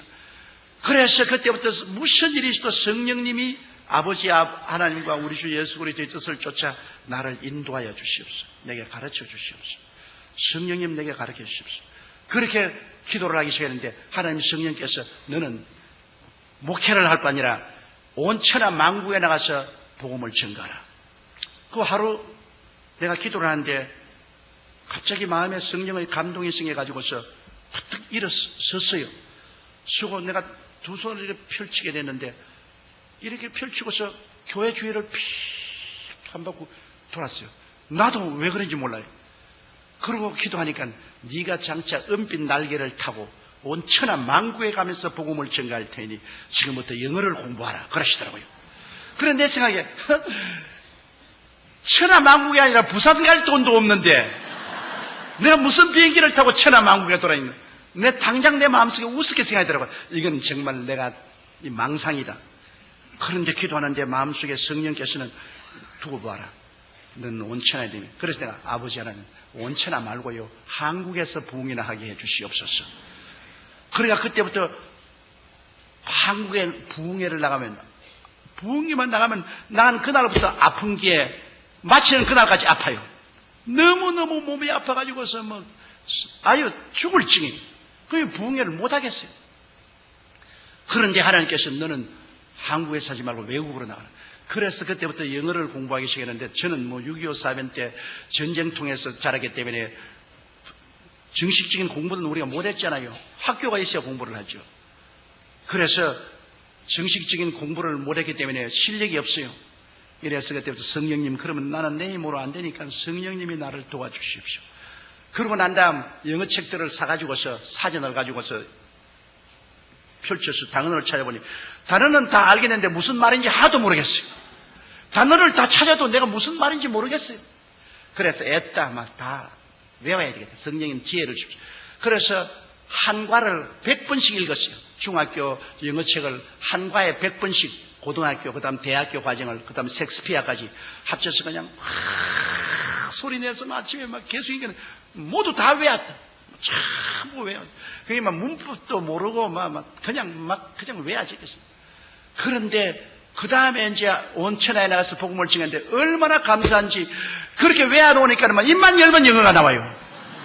조금도 한국말이나 영어 하는 말에 서로 어려움을 느끼지 않아요. 뭐 영어로 틀면 그냥 한국말처럼 내가 영어 하겠다고 생각 안 하고도 나오는 것은 성령님이 그때 도와주셔서 자꾸 외우라고 말하니까 성령님이 나의 주수꾼의 주인님으로 성령님 시킨 대로 해서 외웠단 말이에요. 그러니까 그 다음부터 나에게 구라파에서 선교 부흥해달라고 요청이 왔어요. 그때부터 1964년도부터 해외에 나가서 선교를 한 것이 좌우간 땅끝까지 다니면서 복음을 전거했습니다. 여러 나라에 여러 환경에 가서 복음을 전거하고 많이 모일 때는 200만 명, 브라질의 리오데자네이루에 갔을 때는 비행장에서 200만 명이 모였는데 도저히 강단에 올라갈 수 없어서 헬리콥터를 타고 강단에 내렸습니다. 사람들이 너무 둘러싸기 때문에 할 수 없어요. 설교만 한 다음 또 헬리콥터가 와서 강단에서 날 태우고 날아갔다고. 그래서 그 덕분에 헬리콥터 하면 잘 타봤죠. 그런데 그렇다고 해서 내가 특별히 설교를 잘하는 것도 아니고 특별한 건 아무것도 없어요. 나는 우리 집 사람이 옥하는 목사님 설교를 참 좋아하십니다. 그래가지고서 옥하는 목사님 비디오를 가져와서 나보고 자꾸 보라 하는 거라 나보고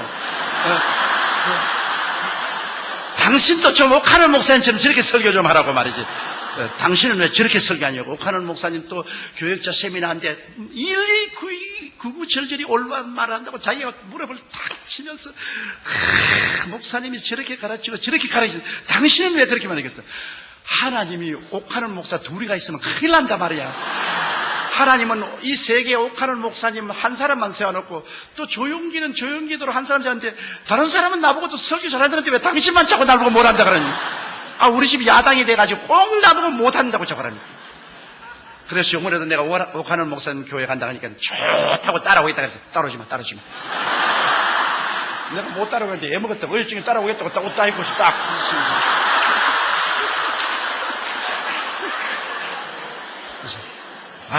따라오지 마라. 당신 따라오면 안 된다고. 하나님께서 좌우간 성령으로 말미암아 한 사람은 이렇게 사용하고 다른 사람은 은사를 주시게 사용하는데, 그래서 저는 교회도 70만이 된 것 왜 되는지 몰라요. 사람들은 말하기를 날 보고 대교회주의한다고 욕을 하고 말했는데 내가 대교회주의한다고 교인이 오나요?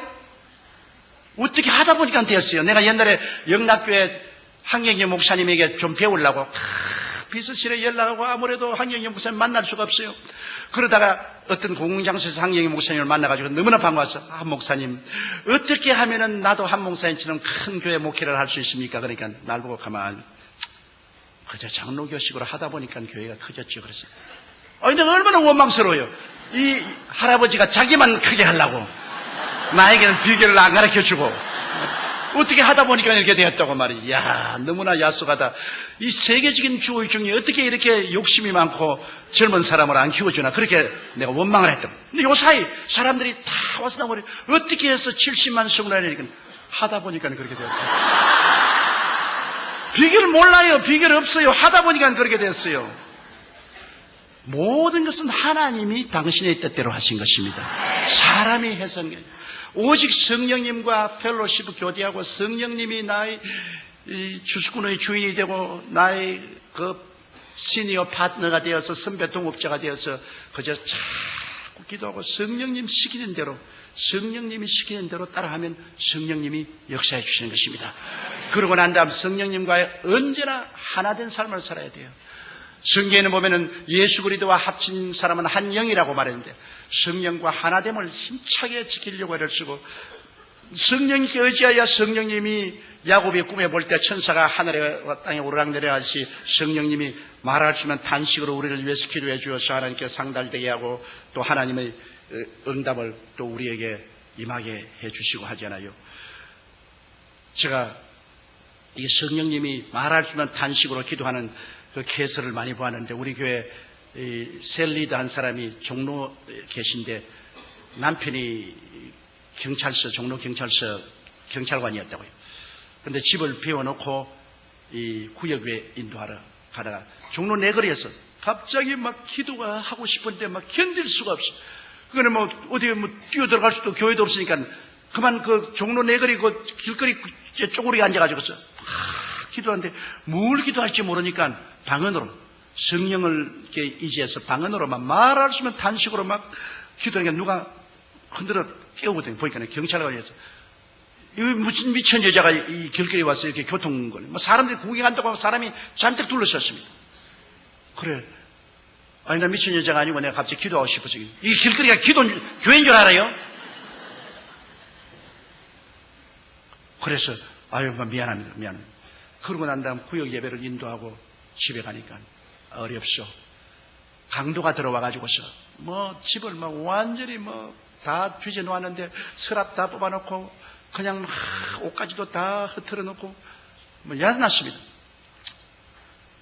아유 이제 큰일 났다. 우리 남편이 예수를 안 믿는데 이게 돈도 좀 있고 귀금속조인데 다 잃어버리면 이제 오늘부터 내가 얻어맞고 이제 뭐 절단 났다고 엉엉 울면서 뛰어가니까 서랍을 열어놨는데 거기에 돈도 눈에 보이고 귀금속도 눈에 보이는데 눈에 보이는 돈과 귀금속을 안 가져가고 쓸데없는 옷까지만 몇 개 가지고 가버렸어요.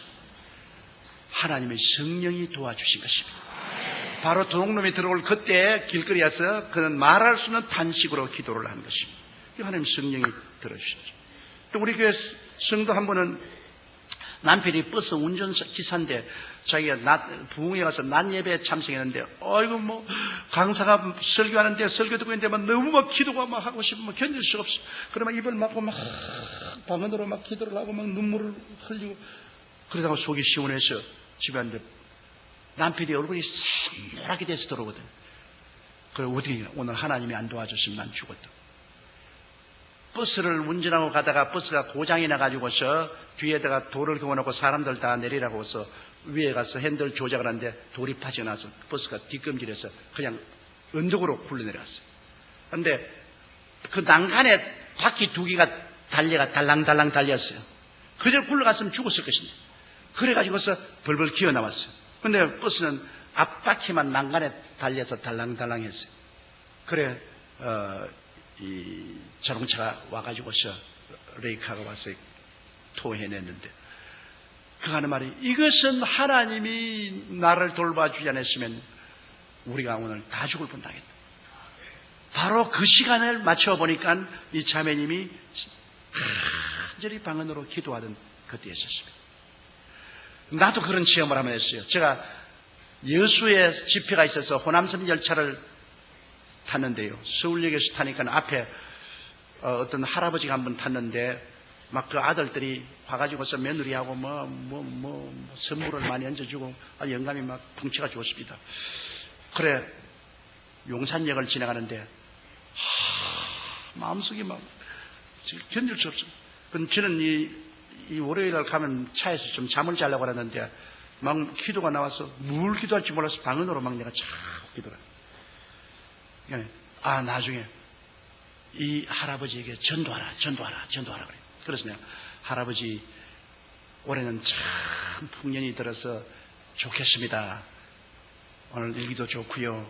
하나님이 대풍년 주었습니다. 하나님은 무슨 하나님? 열심히 하니까 됐지. 그래서 할아버지는 하나님 안 믿습니까? 하나님은 무슨 하나님을 믿어? 하나님 어디 있어? 봤어 하나님? 그래서 아유 그러지 마세요. 하나님이 왜 없으면 천지와 만물을 어떻게 지었겠어? 그 하나님이 아들을 보내주셔서 우리를 구원하시려고 하는데 할아버지 꼭 예수 믿으시면 그때는 철도 경찰이 있었어요. 철도 경찰이 그 기차에 왔더니 여보 철도 경찰 우리 아들 며느리가 말이야 모처럼 내가 편안하게 가라고 1등 열차를 사연인데, 이 예수쟁이가 옆에 와가지고 자꾸 날고 예수 믿으라고 말하니까 내가 뭐 신란스러운 못 견디겠더니, 이거 경찰관이 오더니만 나보고 경에 딱 하시네. 이건 대한민국 철도입니다. 교회가 아닙니다. 설교를 하려고 하던 교회 가서 하시고 여기 사지 마세요. 어찌 민망스러운지 내가 말로 못하겠어요. 그래서 에라만 니는 지옥 가든 말든 내가 상관할 거 뭐냐고 내가 눈 감고 하니 또 방언 기도가 자꾸 나오는 겁니다. 그래서 그래 또 손에서 방언으로 막 기도하니까 급기야 내 마음속에 입에서 무슨 말이냐면 이 영감 1시간 이내로 죽는다 그래요. 궁금한데 그러니까 내가 불시간에 영감님 지금 예수 안 믿으면 1시간 이내에 죽어요. 90분을 그러니까 영감이 웃더니만 정말 예수쟁이 미쳤다 그지 미쳤네. 내 나이 아직까지 이제 겨우 환갑 지냈는데 아직까지 나 건강에 자신 있어. 그러지만은 진로 소주를 2병을 사가지고서 그러지 말고 나하고 화해하자. 그러면서 진로 소주 1병을 내게 주고 1병을 제가 따라와서 주면서 그래서 우리 진로 소주 같이 먹고 화해하자. 그랬어요. 나는 더 좋은 소주가 있습니다. 그러니까. 그럼 그 소주 있으면 나하고 좀 일찍 나눠 먹으려고 했더니 할아버지가 안 먹으려고 하잖아요. 그 소주가 뭐냐 그래. 예수 소주요. 그러니까 아이고 또 예수쟁이 또 예수 얘기한다 그래. 할아버지 그러지 마세요. 내가 보기엔 할아버지 꼭 구원받아야 됩니다. 그러니까 나 구원받으려면은 아직까지도 내가 젊으니까 내가 10년이나 20년 후에 내가 예수 믿을 수도 있으니까 지금 나보고 괴롭히지만 그럼 또 내 경찰 또 부르겠다 그래. 아이고 만 언제 나 그만두겠다. 이 사람이 진로 1병을 먹고 네 병까지 다 먹었어요. 네 마시라고 준 것도 다 마시고 난 다음에 대전을 지나서 호남선으로 돌아서는데 바람 쐬겠다고 밖으로 달리는 열차에 잡고서 나갔다가 떨어져서 그 자리에 죽었습니다. 갑자기 사람들이 와가지고서 진보다리를 찾고 그 다음에 경찰이 와가지고 당신하고 아까 입성강한 그 영감을 아느냐 어떻게 되느냐 나는 모른다고. 그 다음에 내가 잠이 들었는데 영감이 언제 술 먹고 나가지고 떨어지는데 모른다. 이 사람이 그냥 떨어져서 바퀴로 들어가서 직살했어요. 그래서 하나님의 성령의 인도는 꼭 따라야 된다는 것을 내주셨습니다. 그날 내가 좀 더 강제로라도 그냥 전도를 할 걸 가지고서 막 강제로 안 했더니만 진짜로 1시간 이내에 이 사람이 세상을 떴어요. 성령과 동업하면은 성령이 그 희한한 일을 하시는 것입니다. 제가 신학교를 이제 졸업을 하는데 그때는 신학교 졸업하면 교단에서 돈을 대주는 사람도 없고 아무것도 없으니까 전부 다 올 때 갈 데가 없어요. 거의 고아들이에요. 그래서 강단에 모여가지고서 전부 울면서 어찌할 줄 모르고 기도를 하는데 하루 저녁에 이제 참 졸업생들이 모여서 기도를 막 하고 있는데 우리 최자실 집사님은 저 앞에서 기도하고 있고 난 뒤에서 기도하는데 내가 방언이 자꾸 나와요. 그래 방언들이 나오다가 그 다음 방언 통역이 나와요. 하면서 앞으로 가서 최하실 집사님에게 기도해 주라고. 최하실 집사님은 그때까지도 자가용 타고 신학교 왔어요. 부자였어요. 그 샤틀 회사 사장이고 나는 슬픈 놈은 거지인데 무슨 거지가 가서 부자에게 기도해 줍니까? 그래서 안 하려고 그러는데 방언 통역에 최하실 목사님에서 기도해 주라고. 그래 나가 집사님 내가 기도하는데 최 집사님에서 기도해 주라고 그랬는데요. 그러니까 널 쳐다보니 기도해 주세요. 그래요. 그래 내가 머리에 써놓고 간절히 기도를 하니까 방언이 또 나오더니만 또 방언 통역이 나와요. 뭐라고 하냐면 좋은 말이 나오면 좋은데 당신 신학교 졸업 받고 난 다음에 남편에게 이혼당할 거예요. 남편이 당신을 버리고 다른 여자하고 결혼하고 이혼당할 거예요. 당신은 굉장히 생활에 고통을 당할 거예요. 그러고 난 다음에 이제 그 다음 장면이 기가 막힌 장면입니다. 지금 안수하고 있는 이 사람이 당신 사위가 될 거예요. 아이고 이건 내가 절대로 강성이 났습니다. 이건 이제 또 이제 거지 같은 놈이 말이야 장가가려고. 난 그 집 딸이 있는 줄도 내가 몰랐는데 내가 얼마나 당황한데 그런데 막 계속해서 말이 나온 거예요. 그리고 날고 가는 말이 이 당신이 사회해야 될 이 사람은 군대에 가서 거의 죽은 사람에 대해서 제대에 나올 거예요. 그러고 난 다음에 당신 딸하고 결혼해서 함께 목회할 거죠. 그러니까 딱 이제 손을 떨치더라고요. 우리 최 집사님이요. 그러면서 날 보고서 별난 사람 다 봤네. 그러더라고요. 그러니 내가 먼저 안질부절이요. 그래서 내가 하나님께 나서 하나님, 나 그런 그 꿈에도 생각하는데 왜 그런 말이 나오야 합니까? 사탄아 물러가라. 사탄아 물러가라. 이놈의, 내가 사람이 재수가 없으려니까 희한한 기도하는 사탄아 물러가라. 사탄아 물러가라. 그런 저 속으로 사탄 아니다. 두고 봐라. 그래가지고서 학교 졸업하고 나는 이제 미국으로 유학을 가야 되겠다 싶어서 선교사 집에 가서 머물면서 선교사들에게 한국어를 가르치고 있었어요. 근데 우리 최 집사님이 저 불광동에 가서 뭐 고아원 한다고 애들하고 하고 뭐 교회 세운다고 한다 그래요. 그 이야기를 듣고 내가 한번 구경하러 갔습니다. 구경하러 가니까 세상에 거지도 그런 거지가 없어요. 왜 이렇게 되시겠냐? 남편에게 이혼을 당했다 그래요. 남편이 네가 주의 종이 될 것이냐, 안 그러면 나하고 댄서 같이 차고 이렇게 살 것이냐. 난 주의 종이 되겠네. 그럼 이혼해서 재산 다 뺏기고 거지가 돼가 애들하고 그곳에 가서 있어요. 그래 참 내가 참 보기가 너무 안 됐어요. 그래서 내가 미국 가기 전에 여기 와서 내가 좀 설교를 하고 도와줘야 되겠다고. 그래서 설교를 해주고 같이 도와주는데 교인이 자꾸 모여오잖아요. 자꾸 모여오고. 그래가지고서 내가 이제 미국 가려고 하는데 교인이 한 300명 되니까 뭐 교인들이 들고 이래서 미국을 왜 갔냐고 말이야.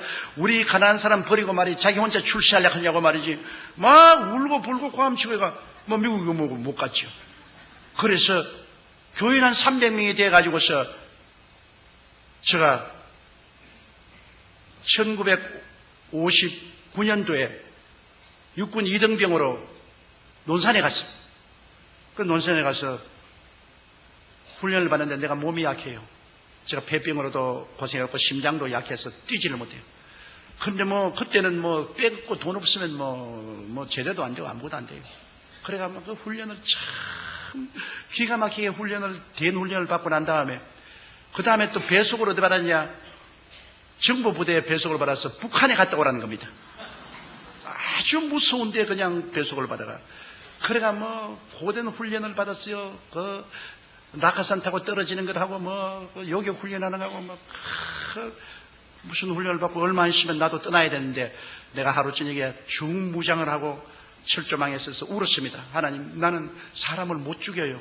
주의 종이 어떻게 사람을 죽입니까? 그럼 난 총을 쏠 수 없어요. 하나님, 날 좀 살려주세요. 근데 막 얼마나 배가 틀고 아픈지 막 내가 견딜 수가 없어요. 뭐 가서 아침에 막 거의 죽게 돼요. 그 부대 군인관이 와서 이게 죽겠다고. 그래가 이 수도육군 병원에 탈창이 되었어요. 8시간 수술을 했습니다. 8시간 수술을 해서 겨우 살았는데 수상가상으로 또 폐렴이 걸려가지고서 그 다음에는 이제는 이 사람 죽었다고 해서 부대에서 다 전역해주고. 그래서 제가 거기에서 저 대전 63병원에 가서 그곳에서 수련을 하고 거기서 제대를 하고 입영 제대를 하고 나왔어요. 나와가지고서 창자를 많이 잘라내기 때문에 제일 처음에 나왔으면 이래 서 있으면 이렇게 돼요. 그래 걸음을 걸 때 이러고 다녔어요. 그래서 내가 제대하고 나와가 하나님, 나는 이제 10,000가지 병심이다. 폐병에다가 심장 나쁘던 데가 창자까지 잘라가지고서 이제 난 완전 만신창인데 이거 안 되겠습니다. 기도를 하고 기도하니까 뭐 뻣뻣하게 서져요. 그래가지고서 이 창자를 자르고 난 다음에 어떤 일이 있냐. 하루에 화장실을 한 10번 가야 돼요. 그것도 얼마나 괴로운지 모르겠어요. 그래서 그것도 기도를 많이 하고 했는데, 또 설상가상으로 신장결핵이 걸렸네요. 신장결핵이 걸리니까 이제는 영제 죽겠어요. 그는 15분마다 한 번씩 화장실에 뛰어가야 됩니다. 이건 설교를 할 수가 없어요. 강대에 서 있으면 오줌통이 터지는 겁니다. 그러니까 이제 할 수 없어요. 우리 최하실 목사님이 도와주어서 삿발을 차요. 이제 오늘 목사님이 내 도로 다 이야기 다 합니다. 다른 데서 내 이야기 안 하는데 왜 하는지 모르겠어요. 그 삿발을 차요. 15분마다 한 번씩 오줌을 놓으니까. 그 삿발을 차고서 그냥 설교하면서 오줌을 놓아버리는 거예요. 그냥. 그럼 어떤 데는 보면 이 신속에 오줌이 가득해요. 그냥. 그게 우리 교인들은 모르지요. 교인들이 알리면 큰일 나지요. 그러니까 그래가지고 와서 내 사무실 들어가서 또 삿발 갈아 치우고. 6번씩 설교를 하는데 그렇게 하면서 설교를 했어요. 이게 뭐 죽기 아니면 살기. 그래서 한 번은 제가 헝가리의 부다페스트에 가서 설교를 하는데 또 그날 외국인 앞에서 이제 또 제가 이 삿발을 많이 가지고 다녀요. 근데 삿발을 또 하려고 하니까 하나님 성령께서 야 임마야 얼마나 믿음이 없게 임마 삿발을 하고 돌아다니나 이런 애도 아닌데 하나님 그럼 왜 안 고쳐주십니까? 네가 결사적으로 기도를 해야지. 그렇게 결사적으로 기도 안 하고 희미하게 기도하면 어떻게 하냐? 그래 내가 그때 막 결사적으로 하는 게 막 하나님 그러면 하나님이 난 돌이킬 수 없는 강입니다. 나는 막 이제 죽기 아니면 살기로 그냥 삽 안 하고 그냥 하나님이 안 고쳐주면 막 강남에서 그냥 노박 막 오줌 살 테니까 그냥 하나님 알아서 하이소 막 그렇게 했는데 밤에 꿈을 꾸는데 꿈에 하나님께서 앞에 오는데 하나님은 안 보여 있는데요. 하나님이 오셨다 그래요. 근데 이런 학고를 상자를 하나 가지고 왔어요. 그러지만 상자를 탁 열면 내가 너 기도를 들었다. 그래서 상자에서 뭐가 이렇게 나오니까 아주 이쁜 신장이 하나 나와요. 그러면 하나님이 허리띠를 끌러라 그래요. 그 허리띠니까 바지를 내려라 그래요. 꿈에 바지를 내리니까 이거를 탁 그러면 내 속에 집어넣어 버리잖아요. 내 딸에게 내 비서들은 잘합니다. 내가 어느 곳에 가든지 비서 보고 제일 먼저 명령하는 것은 화장실이든지 찾으라고 합니다. 그러면 내 비서들이 가서 어느 곳에 가든지 화장실부터 먼저 찾아요. 그러면 설교하기 전에 적어도 15분에 한 번씩 화장실에 뛰어가서 막 소변을 다 봐야 돼요. 그러고 난 다음에도 삽바하고 난 다음 이제 강당 올라가는데 그렇게 다 하고 난 다음 그 다음부터는 뭐 갔다 오는데 내가 이제 스웨덴에 집회를 갔는데 내 같이 따라가는 그 산호세 김 변호사가 가자마자 그 본목사를 보고 Where's toilet? Where's toilet? 이제 묻지 마라 내가 했어. 이제 묻지 마라. 끝장났다. 하나님이 새 것을 하나 갈아 넣어 주셨다. 이제는 필요 없다. 이제는 까짝 없어요 뭐. 그러고 난 다음부터. 그러니까 참 하나님이 그 희한한 역사를 베풀어 주시기도 하는데 그래도 아직까지 저는 안 나은 것이 있습니다. 나는 아직 심장이 약합니다. 그런데 이거는 심장이 약한데 심장이 약하면은 이 어지럼증이 있고 고통이 있는데 이거는 아무리 기도해도 안 고쳐주는데 이것도 또 결사적으로 또 한 매달에 방향은 보여야 되겠는데 이제 내 나이 67이라마 이제는 은퇴할 때도 되는데 그냥 내버려 둘까 지금 생각하고 있습니다. 그러니까 하나님께서는 이렇게 모자라고 불비한 사람도 성령님의 능력으로 사용해 주시더라 그 말씀인 것입니다. 그런데 내가 이제 예언을 봐요. 내 나이가 30이 되었는데 이제 장가를 드려야 되겠어요. 그런데 이제 교인들도 이제 꽤 많아졌잖아요. 이제 나이 30이 되니까 우리 교인도 이제 10,000명이 넘고 그러니까는 아주 프로포스가 많이 들어와요. 결혼하자고 많이 들어오는데 우리 시아실 목사님이 더 오시더니만 지금 우리 집 사람이 이제 이화여대 대학을 졸업했는데 자네 내 딸하고 결혼할래 안 할래 그러더라고요. 그래 나는 그 옛날 예언이 기억이 나기 때문에 자기 발로 걸어 들어오는구나. 내가 안 하면 어떻게 하겠나. 안 하면 나는 자네하고 목회 안 해. 난 따로 나가서 할 테니까 자네가 하면 내가 내 딸하고 결혼하면 내가 결사적으로 뒤를 밀어주겠고 안 하면 나도 딴전 빨리 치러야 되겠으니까 결정을 해야 되겠어. 그래서 내가 꿈 기억합니까? 그때 날 손 탁 뿌리쳤죠. 그리고 이제는 왜 와서 딸 주려고 합니까? 그때야 뭐 철판도 없는 거지 같은 사람이 와가지고서 그런 말을 하기에 날 꿰려고 그렇게 하는 줄 내가 알았지. 그러나 예언 그대로. 그래서 내가 결혼을 했어요. 우리 집사람하고 결혼하고. 그리고 우리 장모님을 모시고 사는데 10년이 지난 날에 그때 예언이 그렇게 나와요. 10년이 지난 후에 너희 남편이 도로 돌아올 것이라. 그런데 10년이 지난 후에 하루 눈이 오는 날인데 누가 대문 밖에 서 있어요. 그래 나가 보니까 우리 장인 영감이 보따리를 사고 대문 밖에 있어요. 왜냐하면 댄스하고 결혼했다가 돈을 못 버니까 도망을 쳐버렸어요. 그러니까 이 걸레 같은 이 헌옷까지 사가지고 썼어요. 그래서 내가 우리 장모님 보고 저 아버님이 오셨으니까 모시니 난 눈에 흙이 들어가도 안 봐요. 언제 우리 고생하고 괴로울 때는 자기 다른 여자하고 아주 놀아지기만 한 다음에 이제 우리가 이제 성공해서 잘 살만하니까 찾아와. 여자들이 참 모집디다. 뭐 딱 결심하고 난 안 본다 그래. 그래서 내가 어머니 이거는 예언 아닙니까? 그때 기억합니까?